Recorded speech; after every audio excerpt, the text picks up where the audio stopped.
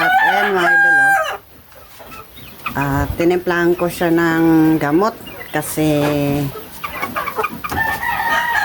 nag-iipot siya ng pula. Ayan. At kanina umaga, binigyan ko to ng patoka at with feeding at pinauhaw ko. At ayan mga idol, at uminom na. At kita nyo mga idol, oh, yung ipot niya, ayan, oh, kulay pula. Ayan. At obserba natin to na 7 days. At uminom naman siya, tapos ayan, kumain.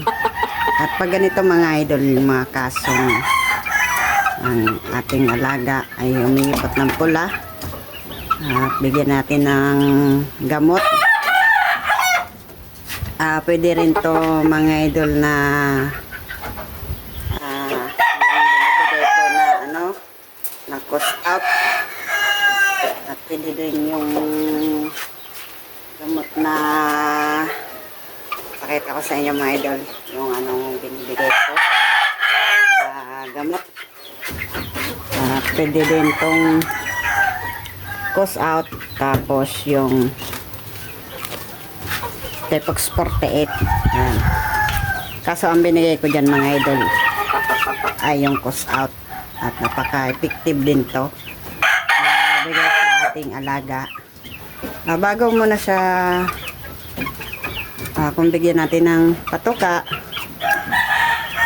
pag hindi kumain mga idol, ay direct nyo na lang sa bibig yung gamot.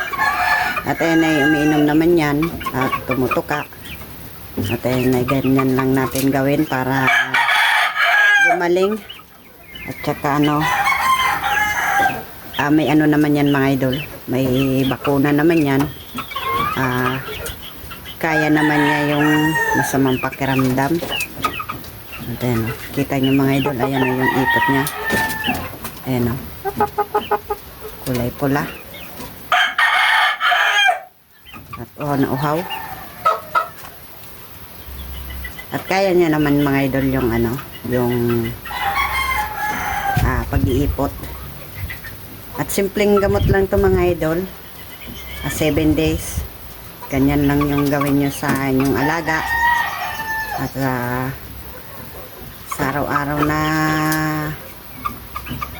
gagawin nyo pag may sakit ang inyong alaga, ilagay nyo na agad sa kulungan para hindi makahawa.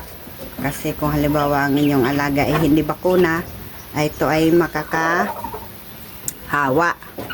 At itong ating mga alaga sa sobrang dami ay hindi naman to makakahawa idol, kasi may protection. Ayan, oh, konti na lang yung tubig na ano niya. Ayan. At saka nga pala mga idol, dito muna natin tong ating gamot. At yung aking gal pala mga idol ay ano na yung itlog. Ayan, oh, madami na. Ayan, madami na yung itlog ni gal. 1, 2, 3, 4, 5, 6, 7 na. 7 na mga idol yung itlog ni gal. Ayan. At tuloy-tuloy lang sa pagbibigay ng breeder pellets. At ayan, magandang hapon na lang sa inyo mga idol, kasi ayan, na-update ko kayo dito sa aking baby stag kasi nagkasakit.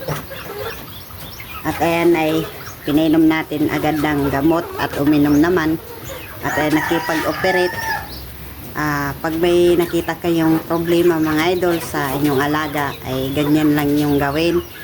Kunin nyo na para hindi makahawa, kasi yan ay nakakahawa. At ito ay vaccine naman yung aking mga alaga. At bala ko kasi kanina dapat ay kagabi at magdi-disinfect tayo, kaso hindi tayo nakapag-disinfect kasi maulan. At ayan, magandang hapon na lang sa inyong lahat. At nandito tayo sa aking manukan. Ayan, yung aking choco, at okay naman. At lahat dito yung aking mga alaga. At ayan yung aking blouse. At blouse, pali-anim yan mga idol.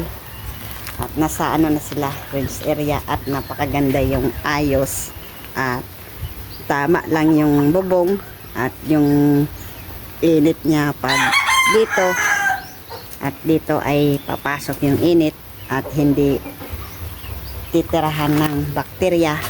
Pag ganyan mga idol at laging basa yung loob ng kulungan ng inyong alaga ay dyan yung titira yung bakterya. At pag naiinitan naman at pagkulob yung range area na kulungan nila, naamoy nila yung mabaho. At ito ay hindi kulob at nasisingaw yung yung lupa at hindi sila hahawaan ng sakit pag ganyan. Kasi yung kulungan nung doon yung sa pinti ko, yung bibistag at nilagyan ko na ng buhangin. At kasi yung buhangin ay galing yun sa dagat at mamamatay yung bakterya kasi maalat yun.